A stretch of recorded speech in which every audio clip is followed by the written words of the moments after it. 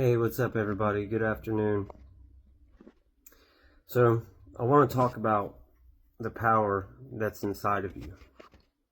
And this is why I personally believe that certain religious infrastructures and industries do their absolute best to remain as the gatekeepers to God.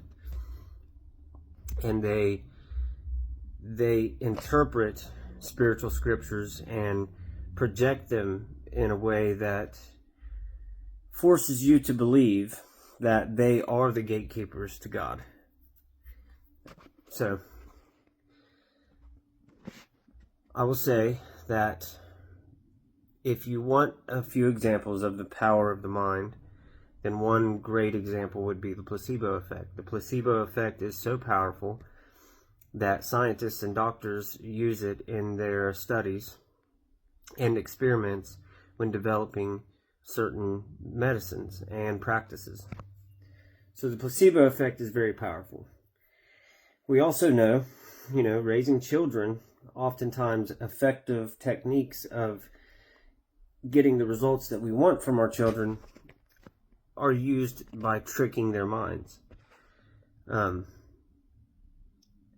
for those who understand what I'm saying, who are parents or, and really understand when your intentions are good. Sometimes the best way to effectively get your child to comprehend something is to kind of beat around the bush, use their mind to get them to come to an understanding. So, but another powerful expression I want to talk about is everything that we have created, that we humans created, from entertainment to tools to vehicles, cities and societies, law, and all of these things that we have created have come from somewhere. So where did it come from? Well, the mind. It came from contemplation. It came from what people would call divine revelation, which comes from meditation and contemplation. So, everything that you see outside of you is a manifestation of the imagination. The imagination has been locked inside of this room that is, a place that only children go, a place that is for play, and a place that is kind of benign. Unless you work in certain atmospheres and in certain capacities, then the imagination is very important. But a lot of society are in this 9-to-5 mentality. They are in this workforce mentality of get your head out of the clouds and focus on the task at hand. Keep your mind occupied 24/7 with work. So, but if you allow yourself to step outside of that and get inside of contemplation and get inside of your imagination and hold the imagination as something sacred, it's a tool that has been given to you by God, then you see that humanity has this co-creative responsibility. We are the co-creators of reality, meaning that God gave us dominion over the earth. God gave us the power and the responsibility to tap into that bridge to the divine, which is your imagination, and create the most pleasurable existence as possible, and that are in alignment with the commandments and things relevant to the commandments, so virtues and things. So the imagination is powerful. The mind is extremely powerful, and your state of mind determines your entire perspective. Again, I talk a lot about alchemy. That's what alchemy was. Alchemy was not, it did manifest as certain sciences and things to turn lead into gold. But if you understand that everything in the spirit is manifested in the material, and everything you see in the material is affecting the spirit, it is a reflection of itself. So alchemy is a large topic, but everything you do is alchemy. Everything you do is adding to the alchemy of existence.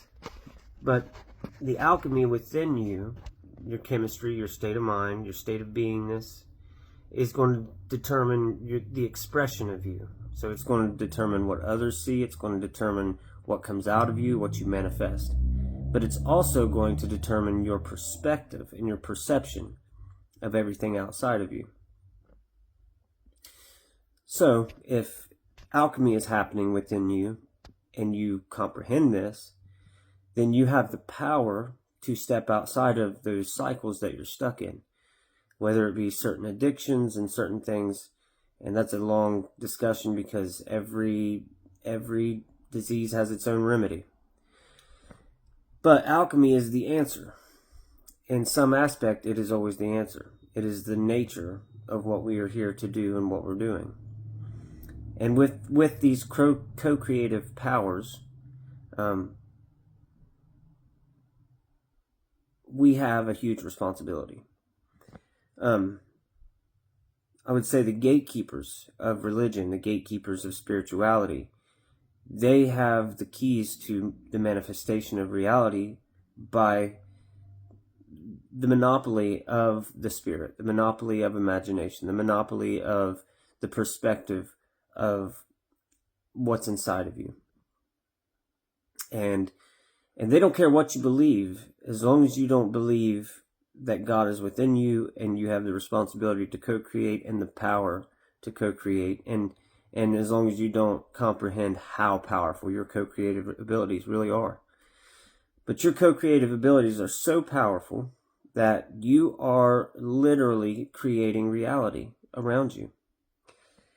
And if this is the case, then one who would interpret or monopolize or control the perspective of the Bible will determine what the majority of the earth believes. Most people on the earth have a religious perspective, and they believe in the Bible, and they believe that things are playing out from the Bible. So if you believe in a Armageddon, if you believe in the end times, then we are literally manifesting it. It's like a code. It's like when a code writer writes code, and it manifests the maps that you're living in on a video game, or it manifests the structure of a website. So the Bible is acting as a code. It's speaking to you, and you are reflecting it back out into reality. And that's why a lot of people have superstitions and things like that, because they realize that by absorbing a certain energy, that will reflect back into their reality. That being said, so if the Bible is kind of being used to program humanity into manifesting its own destruction, its own control, and its own policing, then what is possible if we step outside of the current interpretation of the Bible? Now, I have full faith, and I believe in certain scriptures, and I believe in those teachings. But when you stand from a different perspective and you look at the Bible as a spiritual book, and you read it spiritually, like a guidebook to virtues, a guidebook to handling certain situations, then you can use the Bible to manifest a very virtuous life. But you if you look deeper and you look into codes, like look at the Bible as like you're reading codes and you're reading certain secrets that are in the Bible, then you'll find secrets. And these secrets, like one example would be, Jesus Christ talks about watch for the man carrying the water jug. If you know astrology, then you know that the age of Aquarius is speaking about a constellation, and that constellation is literally a man carrying a water jug. Back in those times when Jesus existed, it was a man didn't carry the water jug. It was a woman. A woman always carried the water jug. So if you look at it as a code and you think of, what was he alluding to? He may have been alluding to the age of Aquarius, the new age. Okay?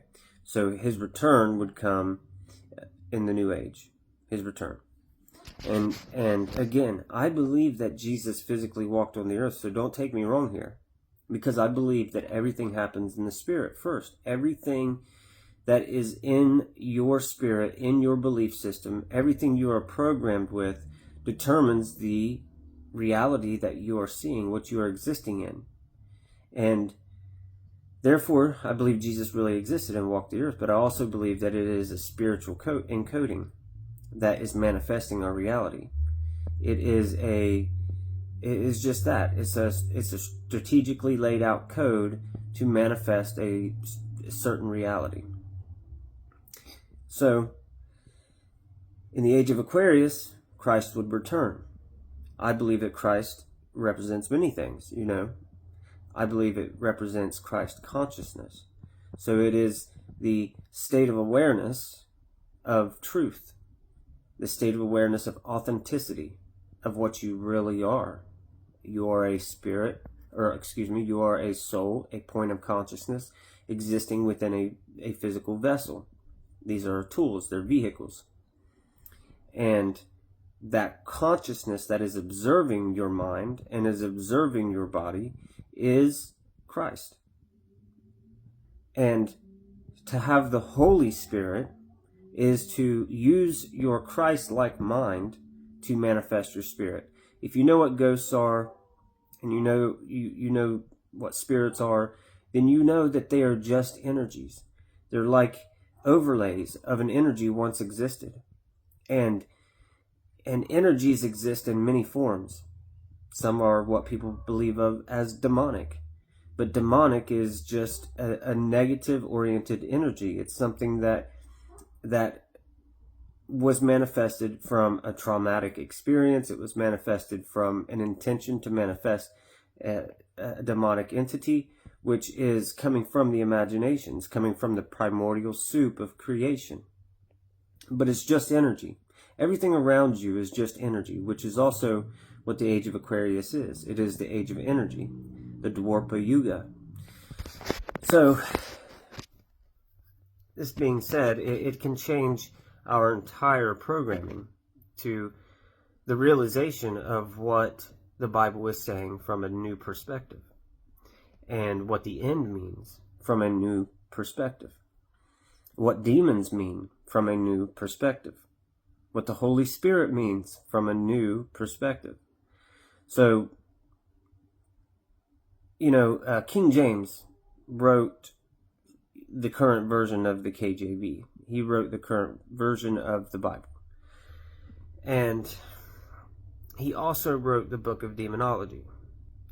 So, if you know that he wrote the book of demonology, and he also was very contradictory to Christian beliefs, modern Christian beliefs. I'm not a judge. I don't have anything against homosexuality. I don't have anything against certain things. I have something against infringing upon another's free will. When you infringe upon another's free will, and if you contemplate that, there's lots of ways to do that. But if you infringe upon another's free will, then that will come back onto you, what people believe of as karma or divine judgment. But I don't believe that, a lot of things are as bad as what people think they are. So it doesn't mean that they're for me. It just means that, that's my perspective of it.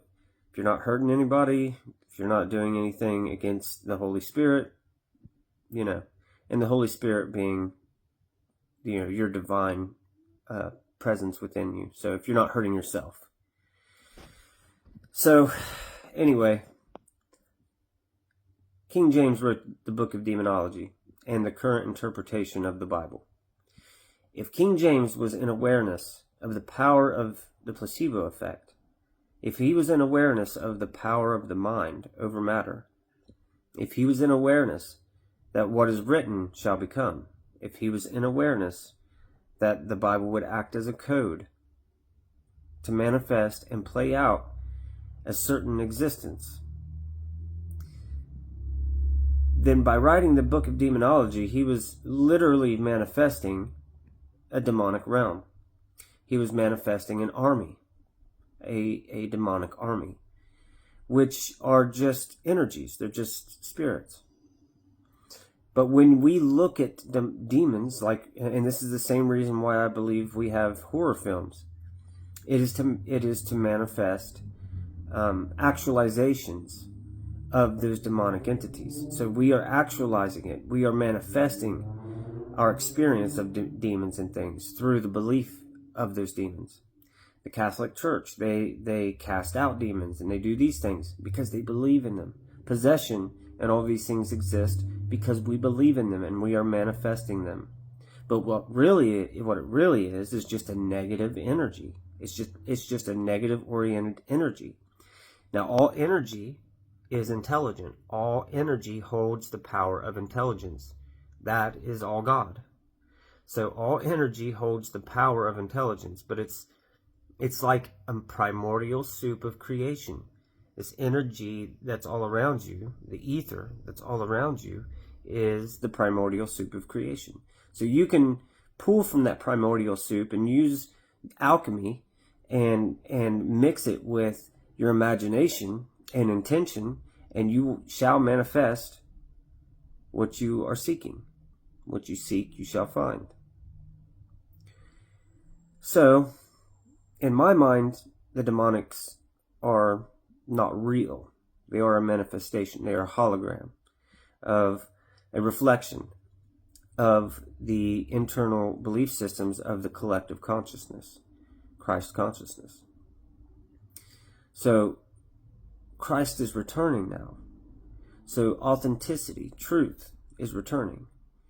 And with that, we shall remanifest over a period of time what we think of as the Garden of Eden. So, Eve ate ate the fruit from the tree of knowledge of good and evil.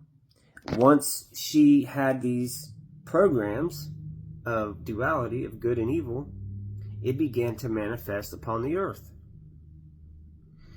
So, what is truth? Truth was before good and evil. It is bliss. It is existence. It is just that. It's unconditional love. So if you unconditionally love and you restore Christ consciousness and you go back to the basics of what we are, and we step out of this program of good and evil, the manifestation on this earth is going to be incredibly different than what we are experiencing. We will no longer be manifesting Satan's army. We will no longer be manifesting that whole existence. So in a sense, we defeat Satan. Much love. Some candy for contemplation.